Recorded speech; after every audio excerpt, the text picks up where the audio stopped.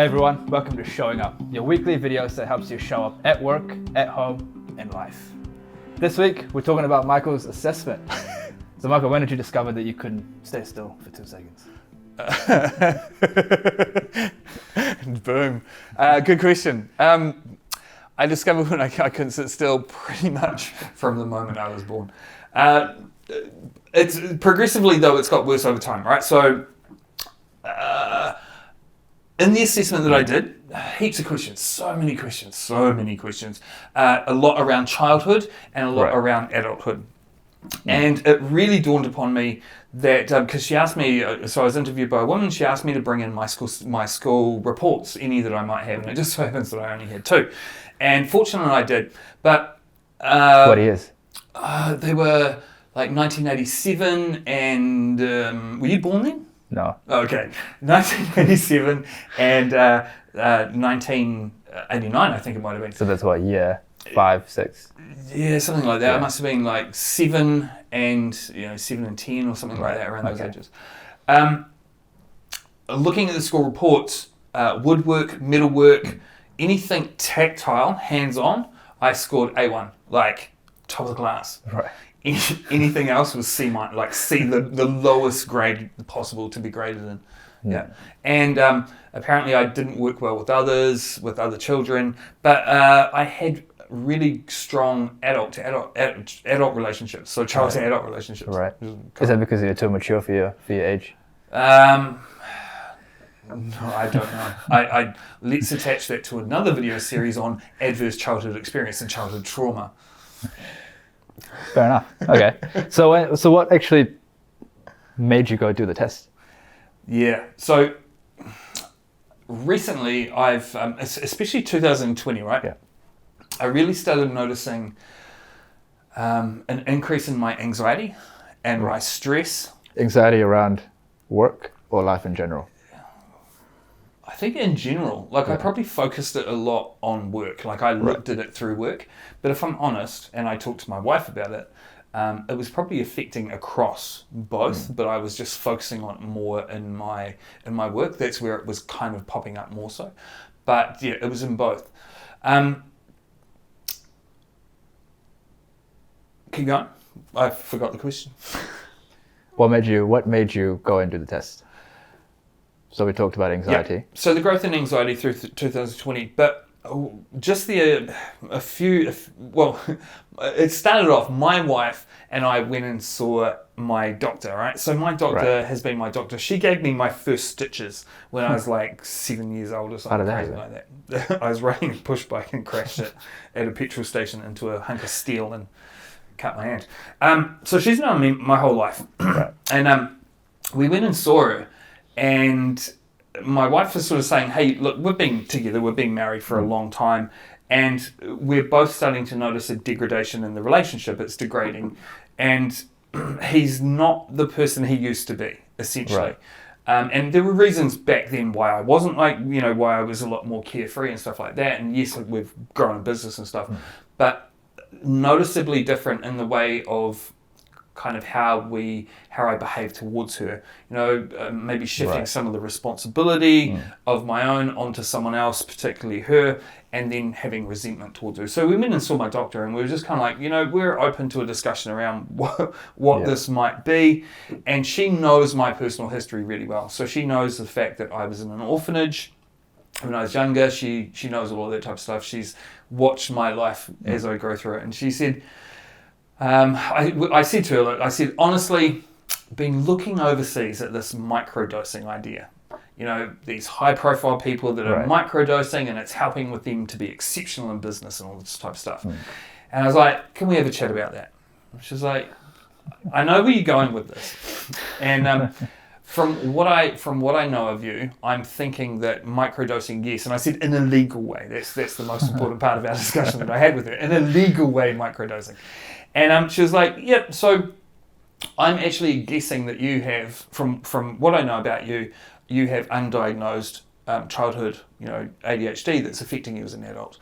And if you were to be clinically diagnosed with that, which I would do straight away if I could, but I can't, I have to send you to a psychologist, I would be able to give you Ritalin that Right. would, helps you with your focus and all that type of stuff. So that's kind of how it all came about. And then, she referred me to the psychologist. What's interesting with the psychologist, and this is, we hear about the mental health system in New Zealand, how it's backed up and all that type of stuff. And when we hear about it, we're like, oh yeah, it's backed up. It's a bit of a problem, isn't it? Yep. Until the day that you or your wife starts ringing these organisations trying to book you an appointment. Right. And 99% of them went straight to answer phone, and the answer phone message said, we don't have any bookings available, at least for the next however many months. Right. And it's like, okay. So these are the ones we were being referred to, which I imagine would have been subsidised to some degree. So the one that we did end up getting contacted with has just recently started up her own business. Right. And she was available a month and a half or 2 months later, but the cost is $900 for an assessment. Right. Yeah. So, I'm fortunate that we're in a position that we can afford that type of stuff, but I imagine there's a whole lot of people out there that waiting list would be massive, right? Like, and then the alternative, being able to afford to pay for it yourself, would not be non-existent. No. So really fortunate that we could go through this process. So walk me through what the test involved. What did you do? So the test is, well, obviously sitting down and being friendly for a start, like building a bit of rapport with a complete stranger that you're going to ask some pretty in-depth questions around. So the majority of the questions are structured within the identifying ADHD, which I've not ever read those questions, but the kind of questions she was asking were just kind of like, tell me about your school as a child, how you behaved around other children, how you responded to tasks, how you listened, how you were you fidgety. Now the major issue with me is that we discovered going through that process is that I can't remember my childhood up until a certain period. Like there is nothing. When she says, do you remember a teacher or someone ever saying, come on Michael, pay attention? Yeah. It's like I don't remember that through that part of my childhood. And the hard part with the diagnosis is that I have a lot of childhood trauma that has stacked up over the years. So my behaviour after a certain age, because they're looking for innate behaviour, was I born ADHD, as in it was passed on, inherited from a parent, or is it something that has grown with me because of circumstances? Yeah. And what they're looking for is they're looking for innate.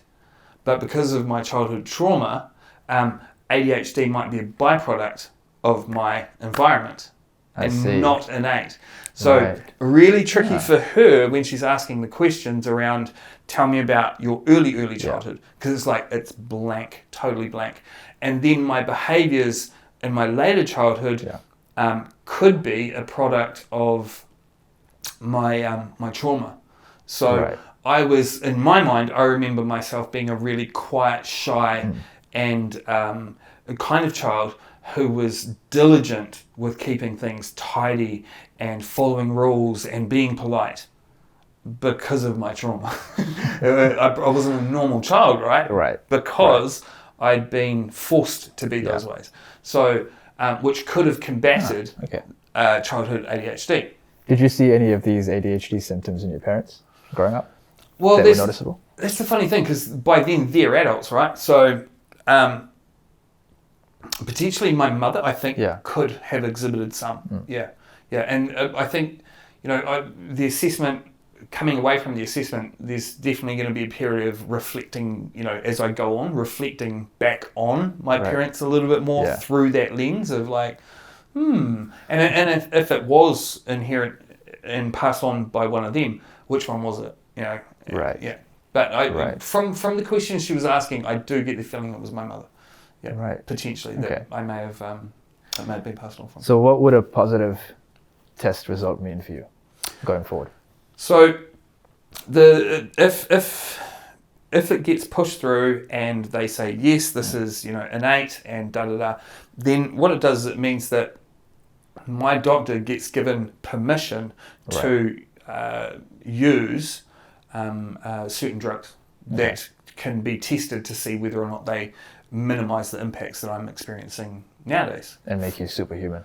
and make me superhuman. So I'm imagining, right? So I'm imagining something from the movie Limitless. Right. Yeah. Where, he takes this thing and he's just super focused. Yeah. Yeah. You do a year's worth of work in one night. Yeah, exactly. Yeah. I wrote a book, I just wrote a book. Wrote a book, 3 talks. Yeah, exactly. Coach 50 people. Yeah, 10 videos. All right. So when do you find out the results?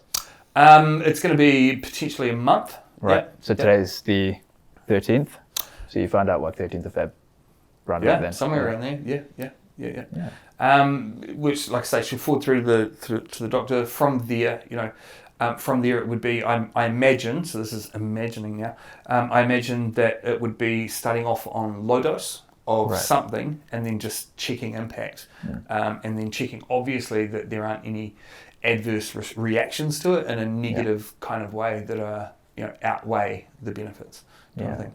But I mean, overarching, I find it really interesting because, this is mental health. Yeah. That we're talking about, and in talking to you, in New Zealand, we're really pushing for this idea of, particularly around men speaking more about mental health, and the idea of me talking about this on video is to promote the idea that.